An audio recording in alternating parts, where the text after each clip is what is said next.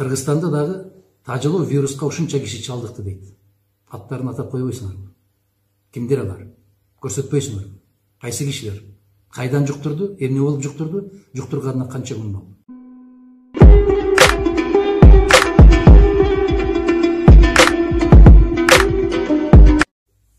Ассаламу алейкум, урматтуу мекендештер. Телевизорду карасаңар деле, радиону уксаңар деле, кайсы жакты карабасаңар, баардык жактан коркутуу, үркүтүү, ары баспа, бери баспа, амандашпа, көчөгө чыкпа. Белгилүү инсандар деле карасаң ошолордун баары тотугучтай кылып кайталап, эмне үчүн деп сурасам, эч ким жооп бере албайт. Тажы вирусу жугат дейт. Ал кантип жугат экен? Тажы вирусунан этият болгула дейт. Кантип? Баягындай чыптама кийип алгыла дейт. Бет кап кийгиле дейт. Билген инсандар тажы вирус чачтан да кирет дейт. Чачтан да жугат дейт. Чач аркылуу дагы өтөт дейт денеге. Бир сөз менен айтканда, сабатсыздык, караңгылык, маалыматтын жетишпегендиги биздин мамлекетибизде аябагандай катуу будумчаңга салды. Абдан кыйынчылык жагдай түзүлдү. Бул кыйынчылык экономикалык жагынан эле эмес, психологиялык жагынан дагы катуу сокку урду. Экономикалык жагынан күнүмдүк оокатын таап, базарларда ар бир күндүк нанын ошол күнү таап аткан биздин миңдеген азаматтарыбыз жумушсуз калып, эртеңки келечеги аябагандай катуу бүдөнүк.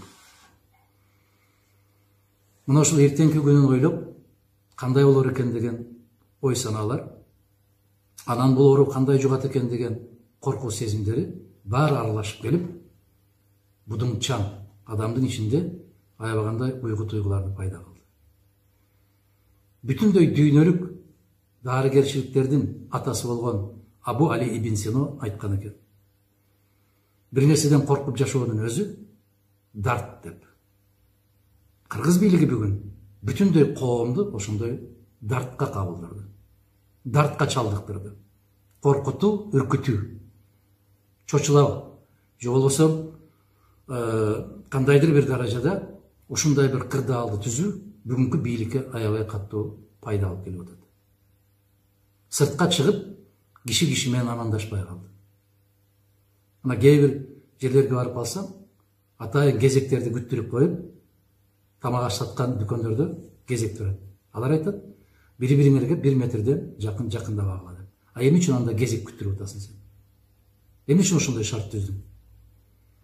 Экинчи жагынан, Кыргыз Республикасы дүйнөлүк мафиялык өкмөттүн куурчагына айланды.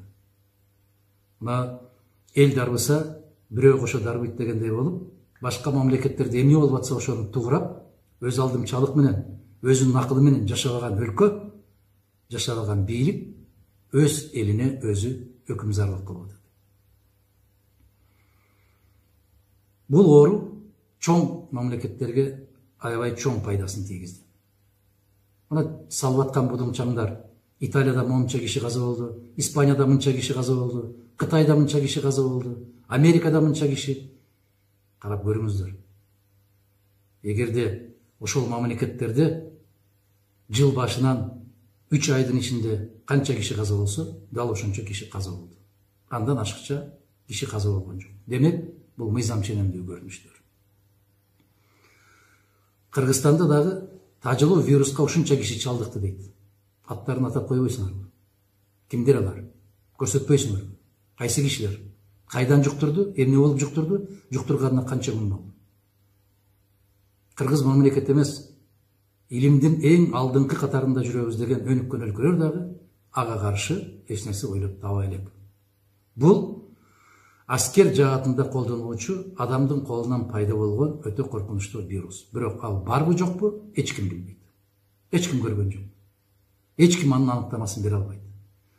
Биздин республикабызда грипптин эле канча түрлөрү бар экенине, а ошол ооруп аткан киши кайсы түрү менен ооруп аткандыгын аныктай албаган лаборатория коронавирусту аныктап калдыбы?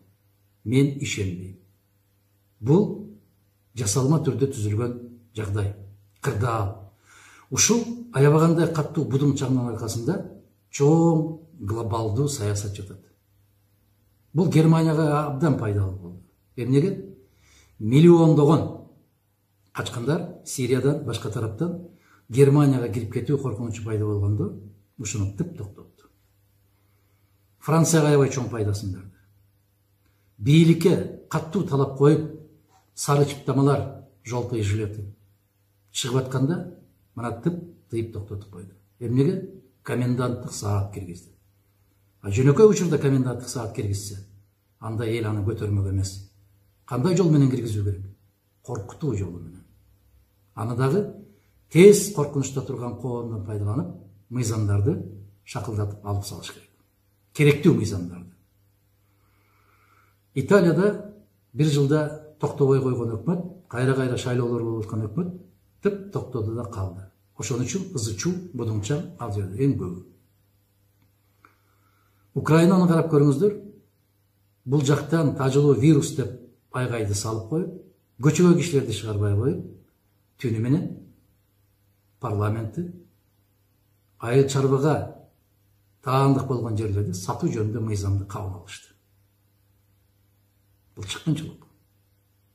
Башка мамлекеттерди карасаңыздар, адам эркиндигин тыюу жөнүндөгү мыйзамдардын баары бир күндө 3 окуудан кабыл алышып, мыйзамдаштырып отушат. Бул өтөт. Өткөндөн кийин кайда болобуз биз? Белоруссиянын президенти Александр Григорьевич Лукашенко каттуу маселе койду. Булар өтөт. Ошон үчүн Белоруссия өзүнүн позициясын кармап келатат. Эртең биз бул тажылуу вирус коркунучу, дүйнөлүк атайын колдон жасалган коркунуч бүткөндөн кийин биздин ордубуз кайда болот? Бул дүйнөлүк масштабтагы менчикти бөлүштүрүү саясаты жүрүп атат. Байлыкты бөлүштүрүү саясаты жүрүп атат. Ошонун ичинде Кыргызстан куурчак болбой эле койсо болмок. Бийлик башындагылар ойлонсо болмок. Дарбыган мамлекеттерге кошуп дарбып, карап отурат кечинде. Россияда президент эмне дейт, өкмөт эмне дейт, эртеси тоту куштай болуп ошону сайрап чыгат. Өзү билген кишидей болуп чыгат. Мунун баары куурчакчылык. Мунун баары тоту куш саясаты. Өзүңдүн аракетиң кандай? Эртең Кыргыз Республикасы кайда болот? Россияда 100 миңдеген биздин жарандарыбыз жумушсуз калып отурат. Өз жарандарына алар айлык акысын 1 айлык сактоо менен деп тыюу салды жумушка. А биздин жарандар эмне кылат? Алар кайрылып келсе кайда жайгаштырасын? Бизде буудай өндүрүүчүлөрдү класс катары жок кылдыңар, тыйып салдыңар. 3 тегирменчи мыйзам жаза коюп, буудайды жок кылды. Эртең күркүрөгөн күз келет, пычыраган кыш келет. Эртең бул тополоң бүткөндөн кийин ордубуз кайсыл жерде болот? Бүгүн күнүмдүк оокатын таап иштеп аткандар үй бүлөсүн бага албай калса ага кандай жардам бересиң? Кантип ушул жолдон чыгасың? Кандай программаң бар? Шымын булгап алгандай болгон өкмөтүңдөн пайда чыгабы? Бирин кетирип, экинчисин кетирип, үчүнчүсүн кетирип, төртүнчүсүн кетирип, тек гана Абылгазиев аман калса болду деп отурган президенттин келечеги кандай болор экен? Сага Абылгазиев керекпи? Же Кыргызстан керекпи? Кече депутаттар Абсамат Исхак Масалиев абдан туура маселе койду. Аны менен чогуу келген ушулар менен Кыргызстанды өркүндөтөбүз дегендерден эч ким калбады, Абылгазиевден башкасы. Ушундай шартта касиеттүү Кыргызстандын элине кайрылам. Өзүбүзгө ишенели. Өзүбүздүн күчүбүз менен эч кандай коркунучка берилбеңиздер. Бул тажылуу вирус деген шылтоо. Буга мисал кече Нарындагы аксакалыбыз ачыктан ачык кайрылды. Жээнбековке кайрылып атат. Эмне чара көрүлдү? Мен эч кандай ооруган жокмун. Менин кемпирим ооруган жок. Менин балдарым ооруган жок. Эч ким ооруган жок. Мени бекерден бекер ооруканада кармап отуруп, зордоп дары ичирип, мен ичпей койдум, кемпирим ичти, ичкенден кийин ооруп калды деп. Аксыдагы Кербен ооруканасынан чыккан келиндин интервьюсун караңыздар.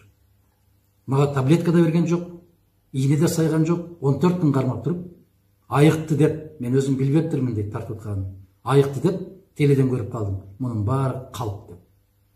Мен 19 мартта кайрылганымда сиздерге айттым эле. Мына коркунучтардын баарына көңүл бурбаңыздар.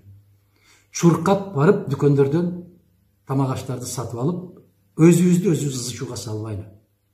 Бардык нерсе өзүнүн орду менен болсун.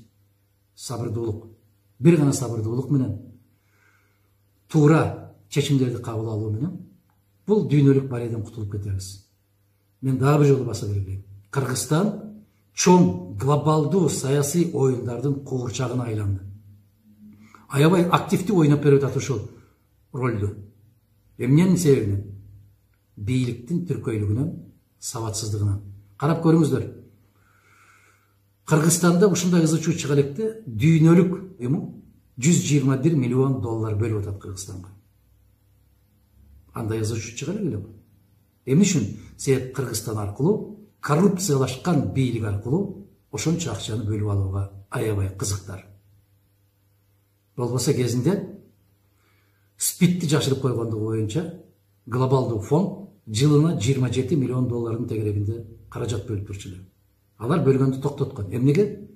Кыргызстандагы бийлик коррупциялашкан деген. СПИДти жашырып, бир ийнени бир канча жолу колдонгон, азаматтарга чара колдонгон жок. Демек кыргыз бийлиги СПИДти токтотууга кызыктар эмес экен деген чечим чыгарышып, кызматташууну токтотушкан. Бүгүнкү күндө дагы Кыргызстанга ошондой акчаны бөлдү. Эмнеге?